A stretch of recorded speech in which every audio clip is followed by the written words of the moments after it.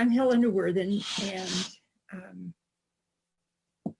coming to you from Berkeley, California, where I have supposedly retired after having been a teacher of various sorts, everything from basic English composition to labor education. I retired as a labor educator from the University of Illinois. And I think that the reason that we're having this interview is that we're going to talk about cultural historical activity theory and how that works in learning in the workplace. Okay, just give me a very brief sketch of the labor education work that you do, though. You have to include what an organizer does, because a lot of what an organizer does is actually educating the person that they are, the person or the group of people that they're talking to. So I first got into this when I was a teacher in the community college system in California, in Oakland. And I was in a union that was represented by the California Federation of Teachers. And I myself had a problem at work and was advised to go to the union, and found myself in the middle of a lot of very good, democratically minded activists, and sort of volunteered to get involved. And then found myself learning very fast and being taught by a whole lot of people, and then passing that on to other people sort of as fast as I could.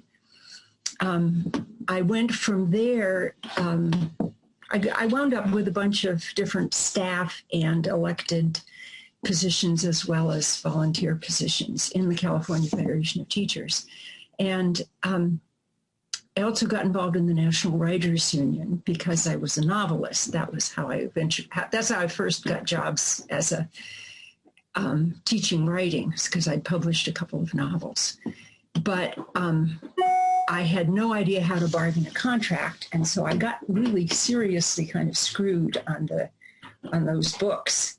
And then I wound up at a conference being put on by the National Writers Union, which at that time was part of the Auto Workers Union, the UAW.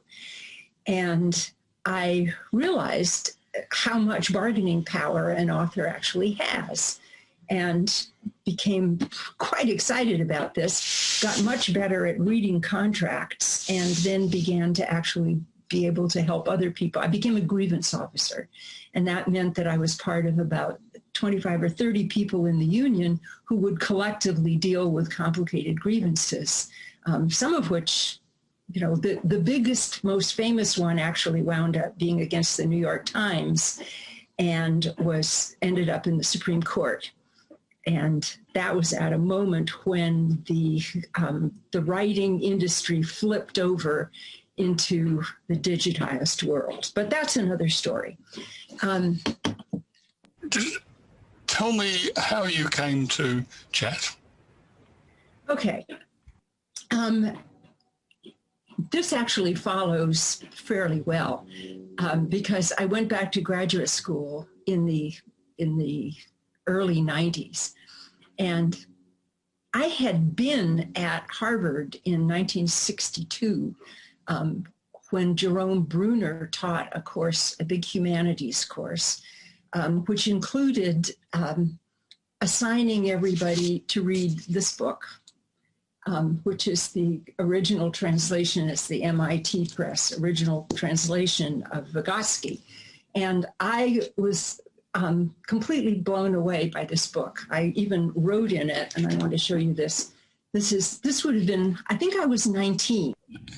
The little writing in the middle, in a 19-year-old's opinion, an excellent book.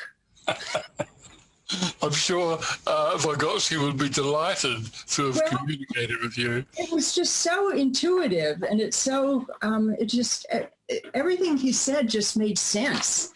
There's also, it had the little fold out from Piaget in it too. It came with the book. So I remembered that. And then when I was back in graduate school, lo and behold, Glinda Hull, my professor in the theories of literacy class, assigned Engstrom's 1987 thesis, which is sort of an early formulation of his version of activity theory. And I read that and had sort of the same reaction, that these were both descriptions of how learning and thinking and communication actually all work together. And I sort of never turned back after that. But Glinda had us all join XMCA, the Mind, Culture, and Activity discussion list, which was on Mosaic, I believe, at that time, a really early web crawler. And so I was part of discussions at that time. Jean Lave's and Etienne Wenger's book, Legitimate Peripheral Participation, was just out. So they were talking about communities of practice, how people learn in collective situations, and how leaders can be nurtured and educated in those collective groups. All of that was very related to the labor situations that I was in. And it was all very different from basic school learning, where people seem to be treated as individuals and tested as individuals. And there are some people who are smart and some people who are dumb, and you're sort of alone in a silo with yourself, rather than in the midst of a elastic network of communication. Tell me, you've explained that Chat gave what you saw as a true representation of how people think, if that's fair. But what specifically about Chat makes it attractive to you for your work in labour education? Well, when I would describe Chat to other labor educators, I often got the response, "Sounds like Marxism to me," and I was thinking today, I mean, of course, at the time, that was a red flag, a danger signal. This would have been, 2000, 2005. And at that time, there were actual discussions about whether using the word working class was going to turn people off. And I was told not to use a reference to Marx more than once in my dissertation. And that was even with Mike Cole on my dissertation committee, Mike Cole and Glinda Hull on my dissertation committee. If we think about the whole history of Chat going back to Marx and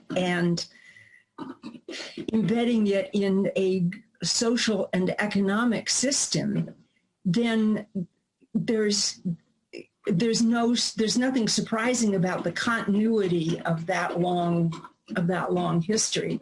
That these would have been young Marxists in a time of intense change in the Soviet Union, trying to make sense of psychology and learning and what to do with the creation of a new society. It's quite natural that would flow into the collective learning necessary in labor education when you're trying to bring a bunch of individuals together into a body that's going to be mutually responsible and accountable to each other, and also, create change and move forward. So, it just, as I've said before, it just sort of seems natural and inevitable. I've heard you talk before about the nature of knowledge at work, the specific nature of knowledge, of people working in a work situation. Could you tell us about that, please?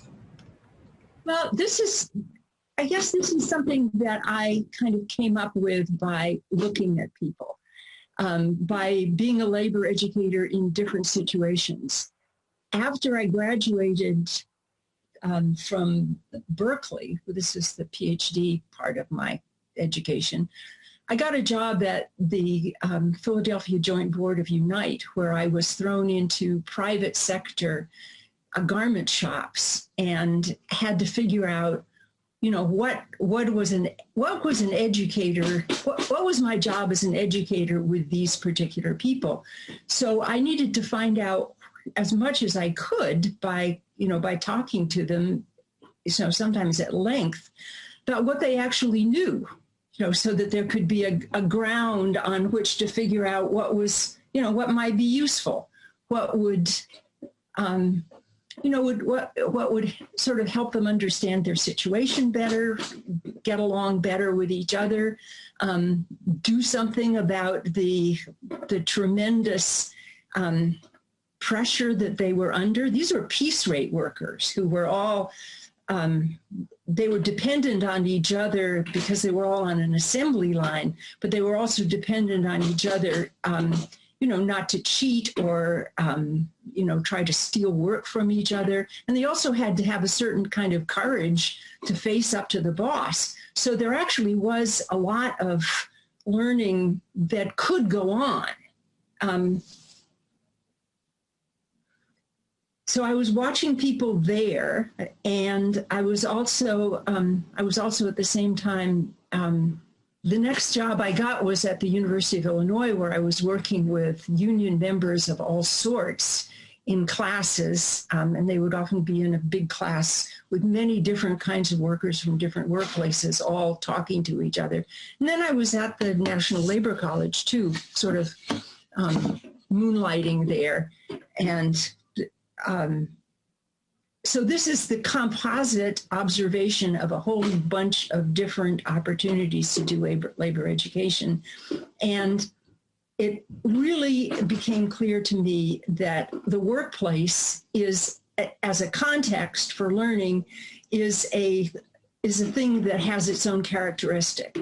And, that made me ask, what other kinds of institutions are there, or, massive social formations are there, where there might be a particular kind of learning, like, for example, the military. When people go into the military, and you can bet that their learning there is shaped in a particular way. I don't know what it is. How about, the church? Think about, the church as a massive social institution. There's certainly a kind of quality to the learning that goes on there. And then, of course, families. Think about the kinds of things that people learn in families. And then there's school. So if you think about what these big social structures are that probably have some characteristics to them that are specific to that place, that can tell you something about the quality of the learning that goes on, I'll bet you can find it. So here's what I found useful when thinking about learning in the workplace. One is that, you're looking, the learning is collective. It's shared. That's probably true of just about every institution in which people are allowed to talk to each other. I'm suddenly thinking about prisons, which is another topic. But the learning goes on collectively and is held collectively. It is also it's got its perspective. In the workplace, the perspective is slanted for the benefit of and in the interests of the workers.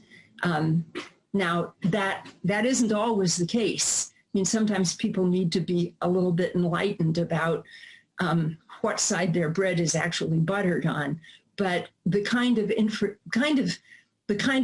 thing that you want to educate people into in the workplace is to have that particular critical perspective on what their relationship to the institution of the workplace is.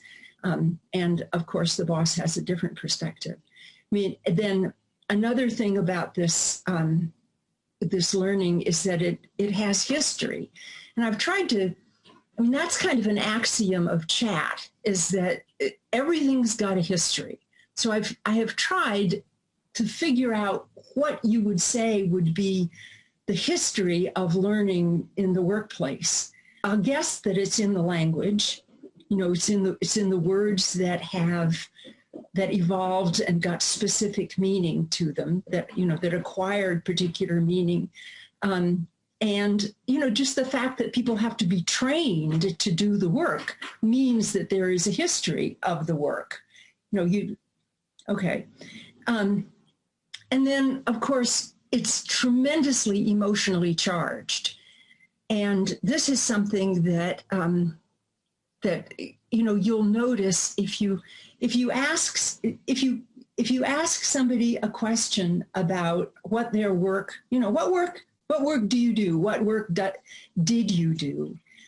And they get started talking about it. And they're often using language that is specific to that work. You know, they're using a register that is the register of that kind of work.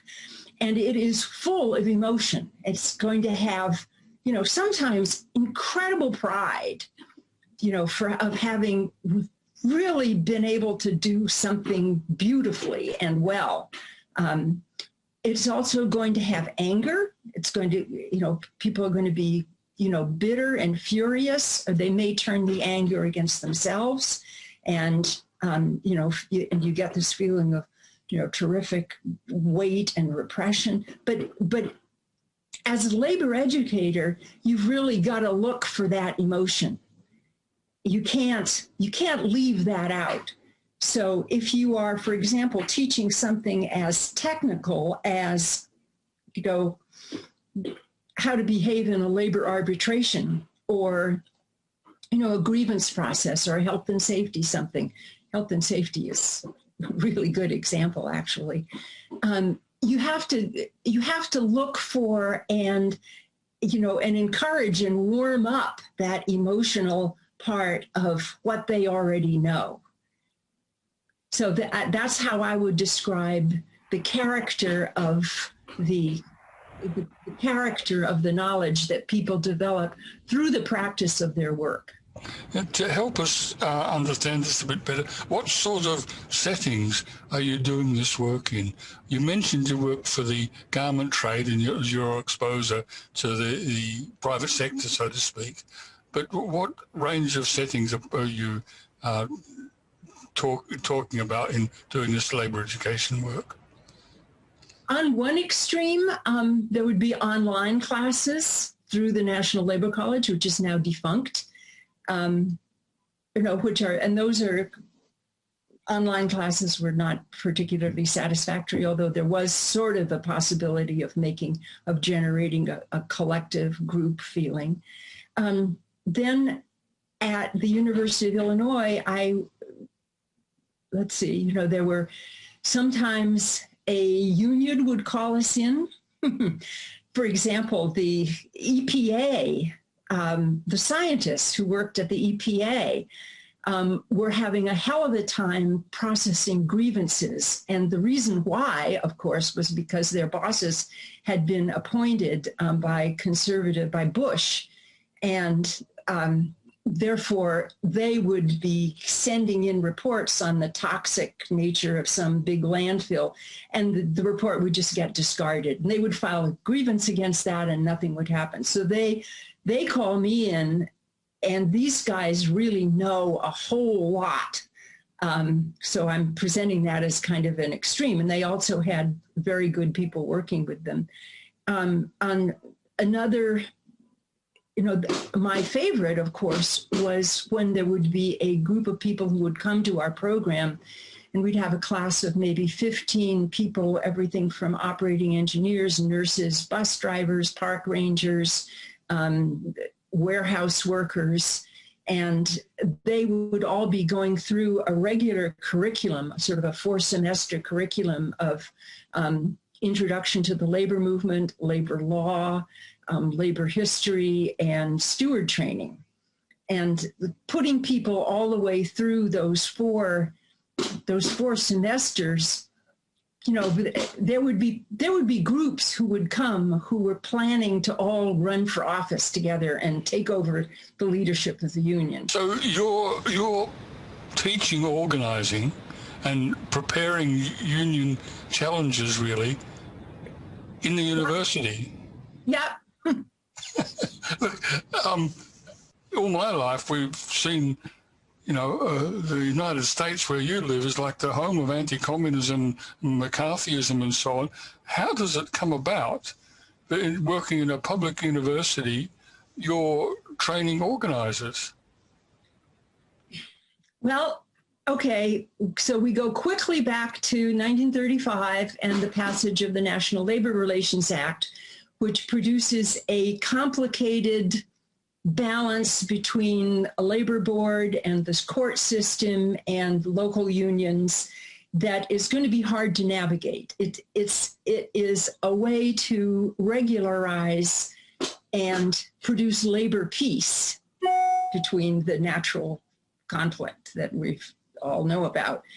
But it's not, the idea is that people won't be going on strike and occupying factories anymore. Instead, we will have knowledgeable people on both sides sitting at opposite sides of the table, and we'll be going through this procedure called collective bargaining. But in order to do that, people have to know something about it. So in the 1950s and early 60s, labor was very powerful, and I have actually read a remarkable article by a woman named Lois Gray, saying that the reason why we needed to have all these labor education programs was so that the employers could figure out how to do bargaining. And then comes the 1970s, and beginning in the mid-70s, the neoliberal agenda becomes the overarching state of affairs, and labor starts going down, and the whole anti-labor industry rises up, so that there are actual whole law firms that do nothing but union avoidance. And at that point, labor education, there were a lot of labor education programs that had been maybe 25 or 30, that had been planted at these land grant universities around the country, the big state universities, where a certain amount of money had to be spent out of the state land on setting up these universities. And they had institutes of labor and industrial relations, and those were supposed to train both sides. And the thing that we always said was, in those places, in industrial relations, they accept the existence of unions. But as time went on, most of those places, Illinois had actually changed its name. It's no longer the Institute of Labor and Industrial Relations. It's the School of Labor and Employment Relations. And the industrial relations classes became human resource programs. So you could get a quickie HR degree and become a low-level middle manager HR person. But they still had labor education programs, especially if the state AFL-CIO, the state Fed, would go to the legislature and say, we need a certain amount of training for our labor leaders. And so the places that survived that period into the, say, 2010 or so, were places where there was an active support from the labor movement, sometimes straight out money. But a lot of places crashed or became staffed only by one old retired person, and when that person retired, the whole program was going to go. I did a big study on all the status of the labor education programs in about 2014, and I was just taking a look at it. And one of the things that the directors were saying was that that somebody from a right-wing think tank would go trolling through the catalog on the website of the university and find out that people were teaching organizing, and then that would become an issue in the legislature, and it was often very time-consuming to try to fight that. We were not supposed to teach organizing in 2000 when I came to University of Illinois, but sometime soon thereafter, we did advertise a class in organizing, and a bunch of people showed up, and nobody stopped us. And so we would always include that, and it was the motto was, "We'll keep doing this until somebody stops us." Outside of Berkeley University, where did you find yourself teaching? After we retired, my husband Joe was working at the University of Illinois too. We went and taught in Vietnam, where we were teaching labor relations at Ton Duc Tang University in Ho Chi Minh City. Pretty surprising. Yeah. How come? Who invited you to go and teach the workers in Vietnam how to organize? Right. Well, there's an association called the United Association of Labor Educators, and it occurred to me that it might be good to try to post their conference agenda on, in the background on this somehow, because then you can see all the kinds of things that labor educators talk to each other about. It's going to be on Zoom, and I don't think it's going to cost very much. So if somebody's curious, they might want to actually attend. It's in late May. So this is where this little band of maybe, I think there's 400 officially labor educators in the country, if you include union and university-based labor educators. And this is where we would get together and communicate with each other and call for help if somebody is getting attacked.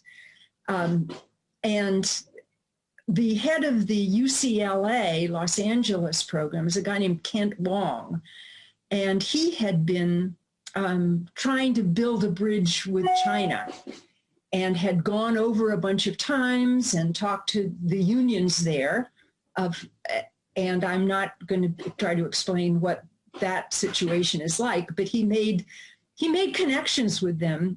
And then as things started to chill with China, and some of the institutes there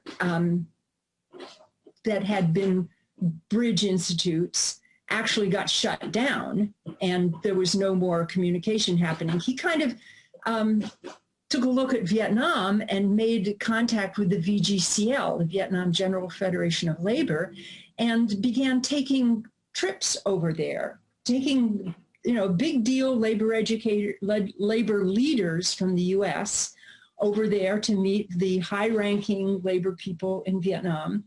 And he actually got them to come back over here and go to the AFL-CIO and meet Rich Trumpa and all that.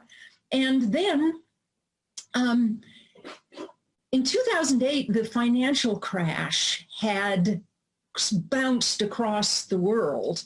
And one of the effects in Vietnam was a tremendous strike wave.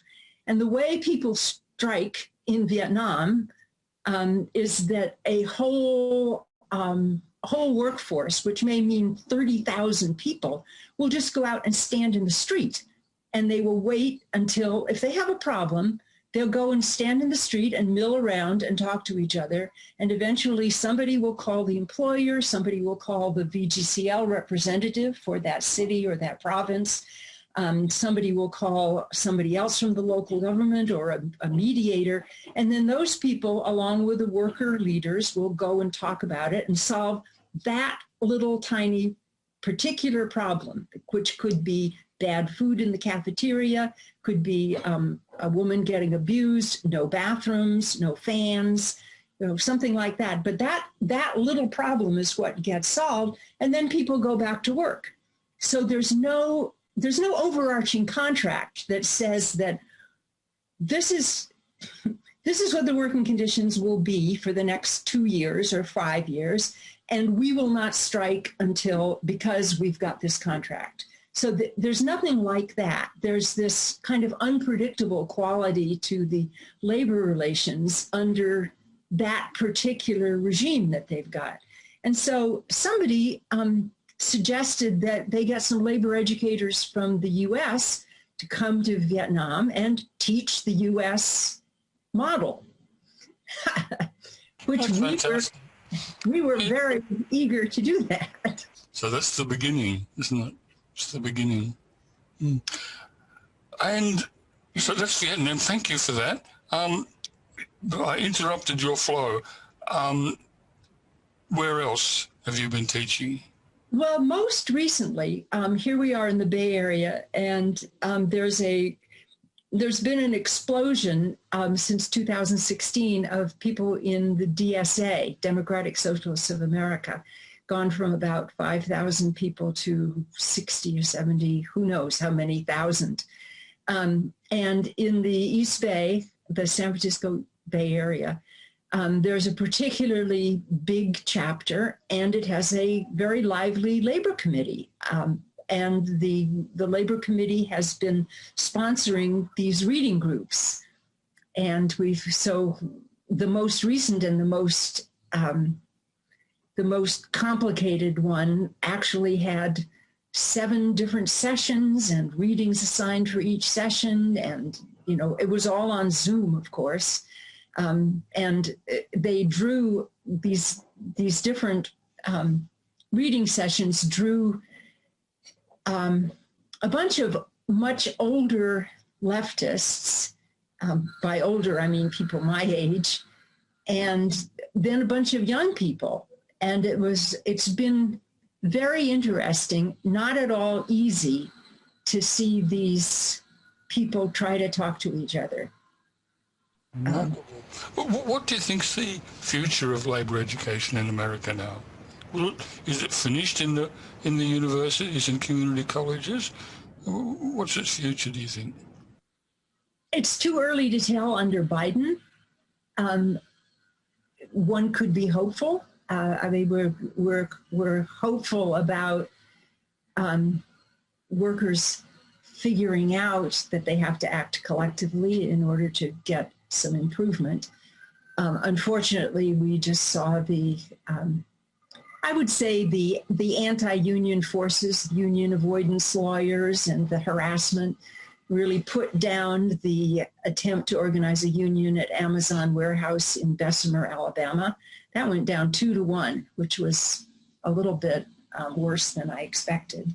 But at the same time, there's a steelworkers strike going on in the same area. And there are reform movements going on in a lot of the great big unions. My little tiny National Writers Union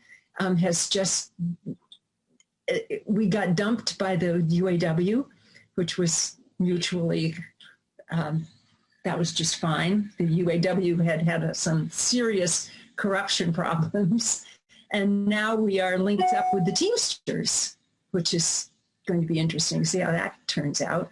So there's a lot of stuff going on. People are saying about Biden and the initiatives that he's taking. People are saying, he's moving pretty fast. He's actually doing some of these things. I mean, the Bernie movement, of course, is what swept people in, and then there was a lot of doubt about whether that energy could be translated into a win for the Democrats for Biden. But it also turns out that 74% of the candidates who ran on a left platform and who were supported by the Bernie organization, 74% of them won, which is a lot. Those would be people at lower levels of, much more, not maybe school board type levels, but city, municipal, district attorney type. Yeah, so there's a base for a future movement, people with actual experience in lower level governance that you can build on. And the amount of things that people don't know about labor and labor history is just vast. You mentioned that you're a novelist, and I know you've got a very long list of writings on academia.edu, which people can visit. And you've fairly recently published a book. Tell me what that book was about. Well, there's two books that I would want to mention. One is, happen to have it right here. This is a set of chapters about situations in which people learned something. And one of the chapters actually shows up in, or at least the material in the chapter shows up in your book on collective projects, which I'm very flattered and happy to be part of. The second or third, actually the fifth chapter compares a bunch of different learning theories. It's published by a tiny little press run by a friend of mine in Brooklyn called Hardball Press. And we kept it really cheap. So it's cheap. You can almost, I think it's $15, and it's available from Hardball Press. And there's a chapter of all these 4 different learning theories, of which chat and activity theory are one. Okay. So... And the other book that I would like to mention, because it's not published yet, and I hope that people would buy it in the future when it is published, it's called Power Despite Precarity, Strategies for the Contingent Faculty Movement. And it will come out in August from Pluto Press in the UK. And this I'm co-writing. What? Power despite precarity. That's the big question. Certainly it is in Australia. We've got this huge burgeoning section of the working class who are delivering pizzas for, whatever is a couple of bucks. And they have no security, no insurance, nothing. And this is so foreign to the tradition here. And yet it's, of course, so difficult to organise, because often they're people with insecure visas as well. So I'll be looking forward to reading that. Don't confine yourself just to faculty. This is a problem extending across the whole working class. It's fantastic. Well, the book is about faculty. So I can't do anything about that right now. Okay, I'm sure people will be able to generalise. Anything else you'd like to tell us about, Helena?